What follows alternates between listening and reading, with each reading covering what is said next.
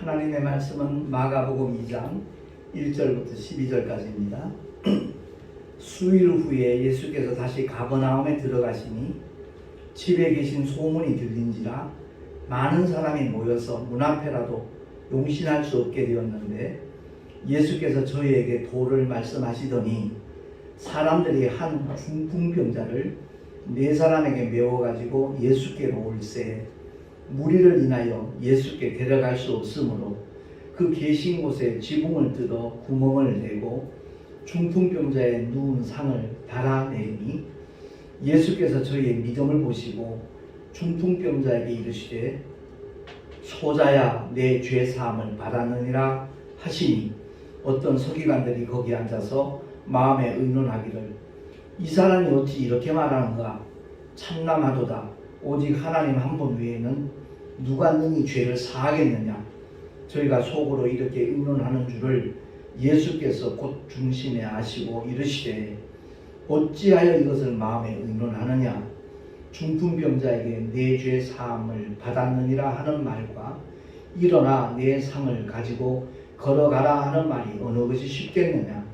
그러나 인자가 땅에서 죄를 사하는 권세가 있는 줄을 너희로 알게 하려 하노라 하시고 중풍병자에게 말씀하시되 내가 내게 이르노니 일어나 내 상을 가지고 집으로 가라 하시니 그가 일어나 곧 상을 가지고 모든 사람 앞에서 나가거늘 저희가 다 놀라 영광을 하나님께 돌리며 가로되 우리가 이런 일을 도무지 보지 못하였다 하더라. 아멘. 기도하겠습니다. 오늘도 주의 진리의 말씀을 들을 수 있는 복된 시간을 주신 하나님 감사합니다. 성령께서 깨닫게 하셔서 이 말씀을 통하여 정말 무엇을 요구하시는지 우리 모두가 알게 하시고 아버지의 뜻대로 순종하는 믿음의 길을 우리 모두 열심히 걸어가며 달려가게 하여 주시옵소서. 우리 구주 예수 그리스도 이름으로 감사하며 기도하옵나이다. 아멘.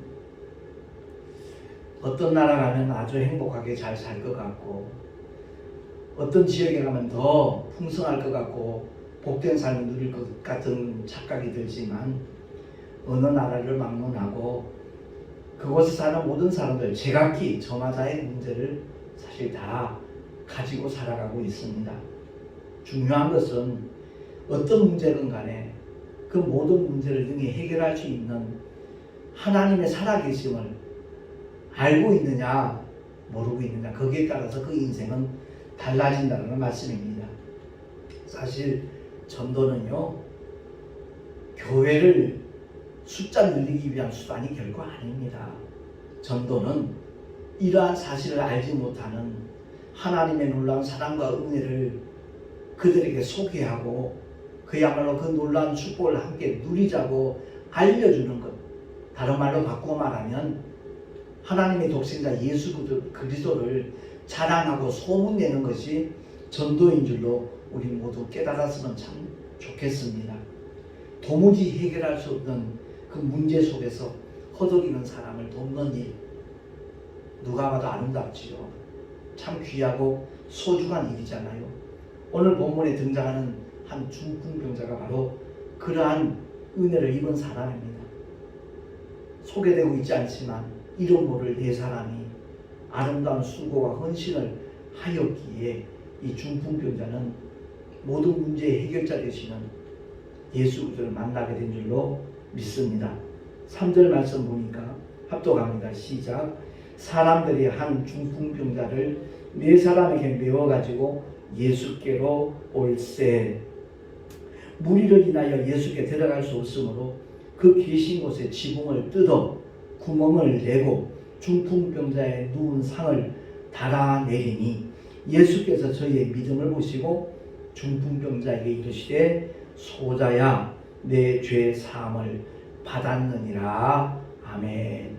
그렇습니다. 목적이 분명하고 확실하면요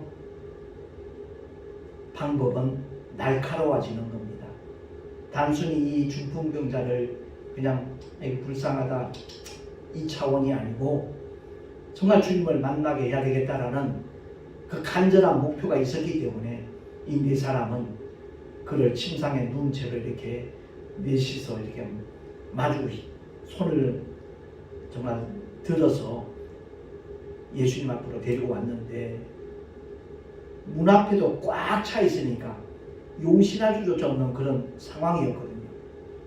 그렇다고 해서 그들은 포기하지 않았다는 겁니다. 예수님이 말씀 전하고 있는 그 위치 위쪽에 지붕으로 올라가서 지붕을 뜯었습니다. 그리고 끈을 묶어서 그 중풍병자를 예수님 앞에 이렇게 달아내리는 이 모습을 보면서 우리는 어떻게 믿음의 길을 걸어가고 있는가? 그냥 막연한 신앙생활, 막연한 전도 그런 수준에 머물러 있지 않는가 하는 것을 한번 돌아봤으면 참 좋겠다라는 마음이 듭니다. 그렇습니다. 이와 같은 그들의 간절한 마음과 아름다운 수고를 통해서 주님이 저희의 믿음을 보시고 라고 말씀하잖아요. 중풍병자의 근원적인 문제를 주님이 해결을 해 주십니다. 뭐라고 말씀하시죠? 소자야 내 죄 사함을 받았느니라. 할렐루야. 인류의 모든 문제는 죄로부터 시작이 된 겁니다. 첫사람 아담이 하나님의 말씀을 들어야 되는데 아내의 말을 들었거든요. 하나님처럼 되기 위해서 선악과를 먹은 것은 결코 아닙니다. 만약 그랬다면 그것은 사단적인 죄이기 때문에 용서가 없었을 겁니다. 그런데 하나님의 말씀을 듣지 아니하고 하와의 말을 듣는 바람에 불순종의 죄가 아담에게 있었습니다. 그래서 그를 긍휼히 여기시고 둘째 아담이신 하나님의 아들이 이 땅에 오셔서 인류의 모든 죄를 양어깨에 짊어지시고 십자가 위에서 피 흘려 죽으셨다가 사흘 만에 부활하셨습니다. 그래서 십자가의 공생애를 완성하시기 전에 주님이 이 중풍병자에게 하신 말씀, 선포하신 이 말씀, 소자야 내 죄의 사함을 받았느니라, 이 말씀은 그야말로 우리 모두가 다 귀담아 들어야 될 하나님의 약속인 줄로 믿습니다. 죄의 문제가 해결되지 않는 한 끊임없이 고통의 문제는 찾아오게끔 되어져 있습니다. 그렇습니다. 주님이 소자야 내 죄의 사함을 받았느니라 선포하시니까 그 자리에 있던 어떤 서기관들이 서로 마음에 의논했다고 그러잖아요. 이 사람이 어찌 이렇게 말하는가? 참남마도다. 오직 하나님 한 분에는 누가 능히 죄를 사하겠느냐? 서로 이렇게 마음에 의논하니까 주님이 그들의 중심을 다 아시잖아요. 그러니까 겉으로 드러나는 모습은 그럴싸해도 그 중심이 썩어 있으면 하나님과 상관없는 사람입니다. 교회는 그럴듯하게 열심히 정말 출석하는 것 같지만 그 속에 주님의 보혈과 상관없는 하나님의 말씀이 정말 싹트고 움직이는 그런 믿음의 길을 걷는 사람이 아니라면 사실은 주님과 무관한 사람이라는 것을 우리가 모두가 깨달아야 될 것입니다. 그래서 중심에 하시고 어찌하여 이것을 마음에 의논하느냐, 주님이 지적을 하시면서 중풍병자에게 내 죄의 사함을 받았느니라 하는 말과 일어나 내 상을 가지고 걸어가라 하는 말이 어느 것이 쉽겠느냐? 둘 다 쉽지 않지요.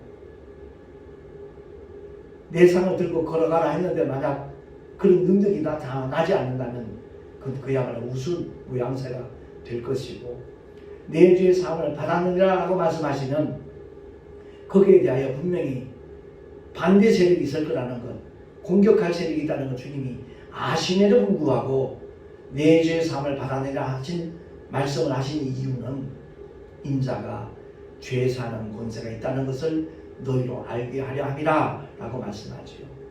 그렇습니다.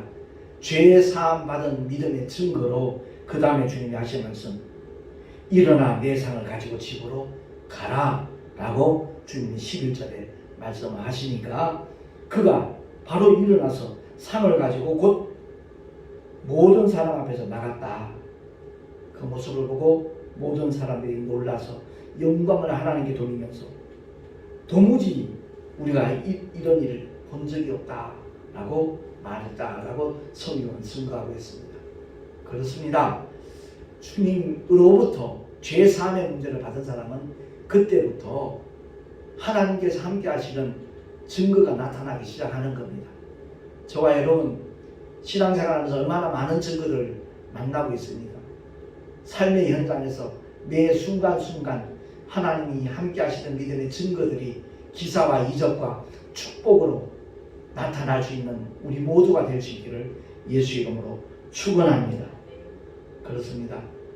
이 사건을 통해서 저와 여러분이 꼭 기억해야 될 것은 이 중풍병자가 다른 사람이 아니라 바로 나라는 것을 깨달아야 될 줄로 믿습니다. 영적인 중풍병자. 우리 스스로의 힘으로 도무지 주님을 만날 수 있는 능력이 없는 자들입니다. 그렇기 때문에 오직 긍휼히 여김을 받는 것 그게 대단히 중요하고요.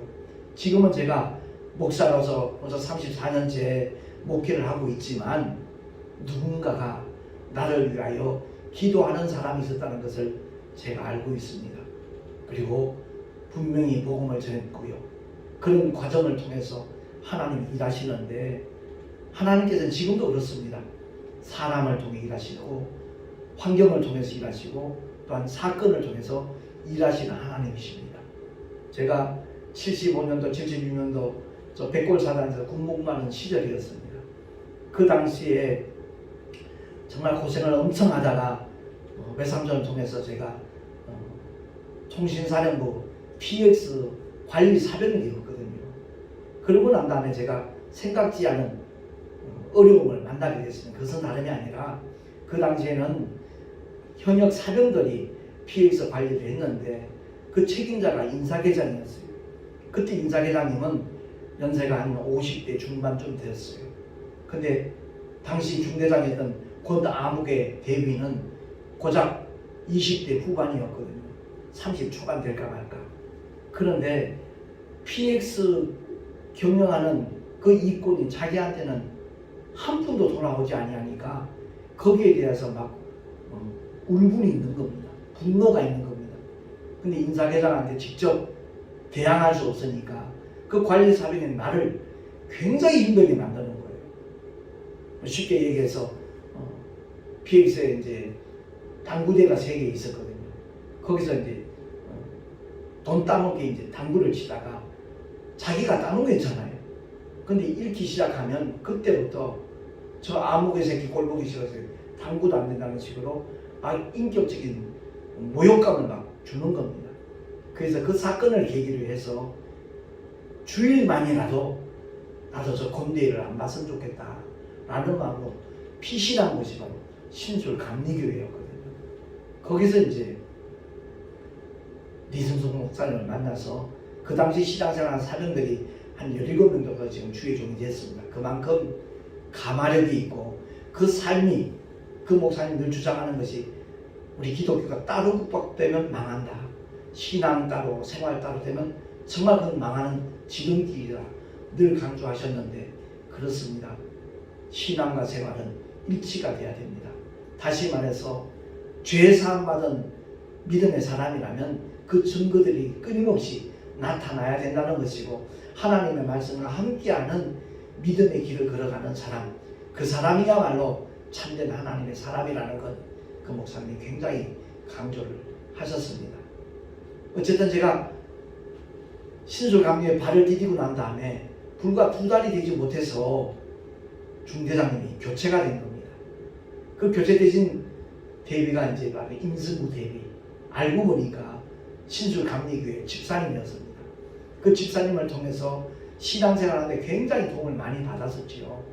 부흥회가 끝나도 바로 귀대하지 않아도 함께 은혜의 간증을 나눌 수 있는 그런 남다른 혜택도 받았고요. 그것을 통해서 참 믿음의 증거들을 많이 목격하게 되었습니다.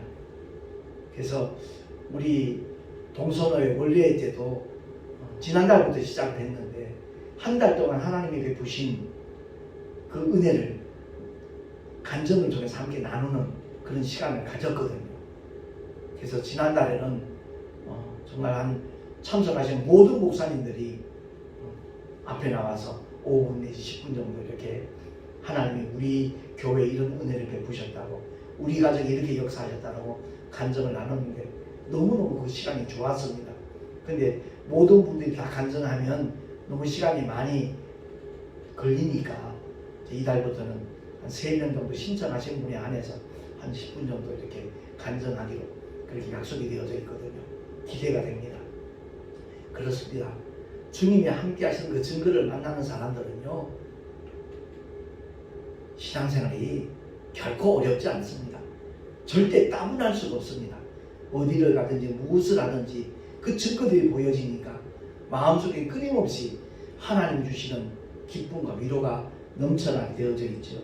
그렇습니다. 제가 지금 이렇게 목사가 되어 있지만 누군가가 나를 위해서 기도했고 누군가가 복음을 전했을 때 하나님께서 사건과 환경과 사람을 통해서 이렇게 주의 종으로 설 수 있도록 하나님이 이끄셨다는 것 너무나 생생히 잘 알고 있습니다. 그러므로 우리 모두가 다 내가 받은 바 은혜를 믿음의 증거를 보이면서 내 주변에 있는 사랑하는 가족과 친구와 친지들과 이웃들에게 정말 복음을 전할 수 있는 하나님의 사람으로 쓰임받을 수 있는 우리 모두가 될 수 있기를 예수 이름으로 축원합니다. 제가 택시 전도하는 것도 마찬가지예요. 돕는 성격이 없었다라는 이제 이달 23일은 만 8년이 되는 날인데 여기까지 오지 못했을 거예요. 중간에 지치고 정말 포기했을 수도 아마 있었을 겁니다. 제가 택시 전도가 시작된 계기가 바로 국토순례 전도단 대표이신 거여동 새소망교회 담임 목사님이신 김한선 목사님을 만나는 덕분에 제가 만약 택시를 시작하면 최우선적으로 말씀 소책자를 제공해 주시겠다고 하셔서 제가 7년 동안 받은 책자 숫자가 7만 권이더라고요. 금액으로 따지면 어마어마한 금액이에요. 그 목사님을 만났기 때문에, 그 목사님의 섬김이 있었기 때문에, 사랑이 있었기 때문에 가능했다는 것을 깨닫게 됩니다. 뿐만 아니라 여기 인천 연합기독교방송 박찬영 목사님 같은 경우에 끊임없이 이렇게 택시 전도에 필요한 물품을 제공해 주시거든요. 그리고 최근에 만난 강희선 장로님 같은 분은 조용만 목사님 통해서 알게 된 분인데 그분이 부산에 사셔요. 근데 송도 신도시에 아파트를 이제 부장하는 모델하우스를 관리를 하면서 모델하우스 오는 손님들에게 이렇게 나눠주는 상품이 있어요. 사은품이라고 해야 되나요? 물티슈라든가 핫팩이라든가 아니면 미용 티슈라든가 이런 물품들이 있는데 하나님의 은혜 가운데 조기 분양이 된 겁니다. 많이 준비했던 물품을 꼭 필요한 분들에게, 뜻있는 분들에게 나눠주려고 아마 생각을 하셨던가 봐요. 그래서 제가 택시 전도한다는 걸 아시고 그 물품들을 좀 많이 제공해 주셔가지고 참 돈 가치 없다 이렇게 생각을 했는데 이번에 스티커 제작을 하면서 야, 이런 가치가 있구나 하는 것을 깨달았거든요. 3,000장 많은데 45,000원 들었어요. 단가를 따지니까 장당 15원이에요. 그 물티슈라든가 핫팩이라든가 이런데 15원짜리 하나 딱 붙이니까 많은 정보가 제공되는 거예요. 유튜브에 올라가 있는 이렇게 메시지를 공유할 수 있는 그런 주소를 알릴 수 있게 되었기 때문에 제가 요즘 택시 전도하면서 굉장히 신바람이 납니다. 그 핫팩이나 물티슈를 받는 분들이 얼마나 고마워하는지 몰라요. 꼭 유튜브 찾아보겠다고 약속하시는 분들도 한두 사람이 아니고요. 그리고 경산에 있는 천심 한의원 그 김 집사님 부부는 그야말로 벌써 거의 3년 이상 4년째 귀한 헌신을 하고 있어요. 그래서 제 마음속으로 그 집사님은 단순한 성도가 아니라 나의 동역자이다라고 저는 그렇게 느끼고 있거든요. 대구에 계시는 우리 어머니 역시도 마찬가지로 정말 귀한 동역자이시고요. 그리고 제가 방송 처음 나갔을 때부터 이렇게 묵묵히 기도해 주시고 후원해 주시는 천안에 사시는 박순희 권사님 그런 분들 잊을 수가 없지요. 그 고마움은 정말 이루 말할 수가 없습니다. 뿐만 아니라 옥천에서 CJ 택배라는 제 누이 동생 김호경 집사님 같은 경우에 정말 너무나 고맙고 감사하고 끊임없이 기도에 동역자로 함께 이렇게 일하고 있어서 기쁘고요. 작년에 만난 그 마포에 계시는 한영기 권사님 같은 분도 택시전도 이렇게 힘을 실어주고 계시는 귀한 동역자이시고요. 그리고 대구에서 택시에서 만난 분인데 경산에 있는 큰 교회에 출석하시는 이미경 집사님이라는 분이 있는데 그분을 통해서 정말 많은 후원을 받았고 뿐만 아니라 그 남동생 되시는 이병주 집사님 부부 정성 집사님 같은 그분들 역시도 우리가 대구에서 목회할 때 큰 힘을 실어주는 그런 귀한 분들이었습니다. 뿐만 아니라 이제 부천에 계시는 최희자 강도사님이라든가 영종도의 이영애 집사님, 서울에 사는 김수정 집사님 이런 분들도 정말 우리가 필요할 때마다 이렇게 귀한 도움의 손길을 베풀어 주시는 그런 분들이 계십니다. 뿐만 아니라 생각지도 않은 우리가 거할 수 있는 사태까지 이렇게 제공해 주신 정명순 권사님, 정기순 집사님, 그 정 권사님 따님까지 정말 우리가 잊지 못할 고마운 분들이죠. 제가 갑자기 이런 말씀을 드리는 건 로마서 16장을 보니까 사도 바울이 정말 많은 분들에게 이렇게 문안을 하고 인사를 하는 그 내용 가운데 그들의 고마움에 대해서 이렇게 표현하는 것을 보고 나도 정말 8년 동안 이렇게 택시전도를 원활하게 할 수 있는 일에 있어서 도움을 주신 분들에게 좀 고맙다는 표현도 한번 해야 되겠다는 생각이 들어서 잠깐 언급을 했습니다. 단순히 이것으로 끝나는 것이 아니라 우리 마태복음 한번 찾아보도록 하겠습니다. 10장 42절 말씀, 그들의 헌신과 수고가 결코 상을 잃지 않는다는 것을 오늘 본문을 통해서 우리는 다시 한번 기억을 해야 될 것입니다. 이름은 언급되지 않지만 주님을 만나도록 그렇게 수고한 헌신한 네 사람이 있지요. 중풍병자를 들것을 싣고 멀리 이렇게 이동할 뿐만 아니라 지붕을 뜯고 주님 앞에 달아내리기까지 하는 그들의 헌신, 거기에 대하여 반드시 하나님은 보상하시는 하나님이라는 것을 성경은 말씀을 하고 있습니다. 마태복음 10장 42절 한 목소리로 한번 천천히 합독을 하겠습니다. 시작. 또 누구든지 제자의 이름으로 이 소자 중 하나에게 냉수 한 그릇이라도 주는 자는 내가 진실로 너희에게 이르노니 그 사람이 결단코 상을 잃지 아니하리라 하시니라. 아멘. 그렇습니다. 냉수 한 그릇 대접하는 것도 상을 잃지 않는데 택시 전도를 위해서 아니면 주의 몸된 교회 운영하는 필요한 자금들을 그야말로 매월 이렇게 헌금하는 손길들 결코 그 상을 잃지 아니하죠. 저희가 중보기도 할 때마다 가장 역점 두는 것은 현실 속에서도 하나님이 함께 하시는 믿음의 증거가 나타나야 되겠지만 그들의 귀한 헌신이, 귀한 헌금이 하늘 아래 아름다운 상급으로 쌓여지기를 우리 부부는 늘 그렇게 중보기도 하고 있습니다. 히브리서 11장 26절에도 보면 모세에 대한 말씀이 이렇게 기록되어 있는데 제가 봉독합니다. 그리스도를 위하여 받는 능력을 애굽의 모든 보화보다 더 큰 재물로 여겼으니 이는 상 주심을 바라봄이라. 아멘. 그렇습니다. 갈라디아서 6장 8절과 10절 말씀도 제가 한번 봉독을 하도록 하겠습니다. 갈라디아서 6장 8절 10절 자기의 육체를 위하여 심는 자는 육체로부터 썩어진 것을 거두고 성령을 위하여 심는 자는 성령으로부터 영생을 거두리라. 우리가 선을 행하되 낙심하지 말지니 피곤하지 아니하면 때가 이르매 거두리라. 그러므로 우리는 기회 있는 대로 모든 이에게 착한 일을 하되 더욱 믿음의 가정들에게 할지니라. 아멘. 그렇습니다. 우리가 주변에 힘들고 어려운 이웃들을 볼 때 그들에게 정말 사랑의 손길을 베푸는 것, 그것이 바로 성령을 위하여 심는 겁니다. 가난한 자에게 꾸이는 것은 바로 하나님께 꾸이는 거라고 잠언서는 그렇게 말씀하고 있습니다.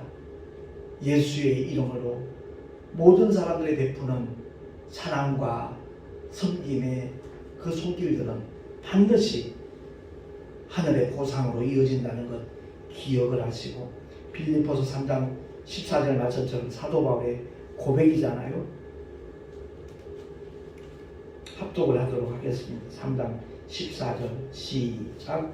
표대를 향하여 그리스도 예수 안에서 하나님이 위에서 부르신 부름의 상을 위하여 쫓아가노라. 아멘. 그렇습니다.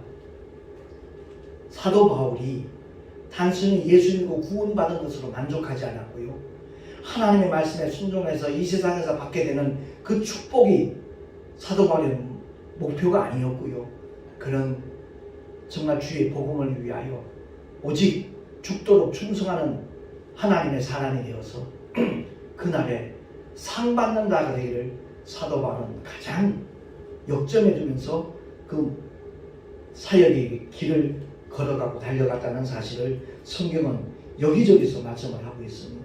그렇습니다. 고린도 후서 9장 6절에도 분명히 이와 같이 우리에게 말씀을 하고 있는 내용이 나오거든요. 제가 봉독을 하겠습니다. 9장 6절인데요.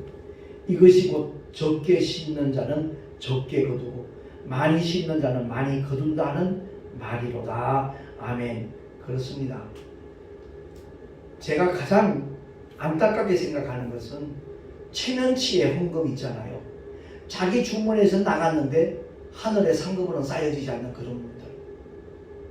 제가 처음 어머니에게 전도를 했을 때 하나님께서 이상하게 그 메시지를 주신 거예요. 어머니, 교회를 나가더라도 믿음이 생기기 전까지는 헌금 안 하셔도 됩니다. 제가 그 말씀을 드렸어요. 근데 그 말씀이 그냥 한 말이 아니었더라고요. 제가 선물로 드린 그 성경책을 가지고 이제 제가 휴가 때 어머니를 찾아가서 무주부천도까지 찾아가서 어머니에게 복음을 전한 거거든요. 그 어머니가 첫 발걸음입니다. 교회를 향해서 가는데 그 이웃에 사는 어떤 장사하시는 분이었죠.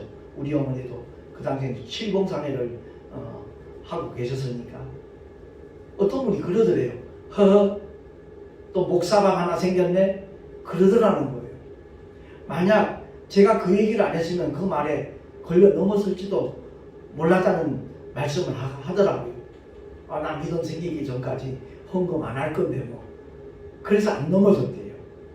지금은 누구보다도 하나님 앞에 많이 드리고 싶어 안다라는 분이 우리 어머니거든요. 그렇습니다.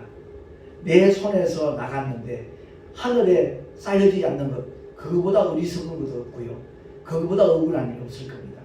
정말 내가 주님 앞에 헌신하고 드린 만큼 하늘의 귀한 상급으로 쌓여지는 그런 믿음의 길을 우리 모두 열심히 걸어갈 수 있기를 바랍니다. 그가 복 있는 자고 그가 지혜 있는 믿음의 사람인 것입니다. 정말 우리가 중보 기도할 때마다 제 아내와 함께 기도하는 것은 요한 3서 2절의 말씀이 이루어지기를 늘 기도하는 거거든요. 너무나 잘 아는 말씀인데 제가 한번 봉독합니다.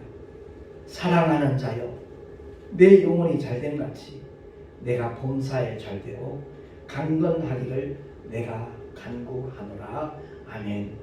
그 우리 주변에서 돕는 그 모든 믿음의 손길들, 정말 저희가 이 내용의 기도를 늘 하고 있습니다.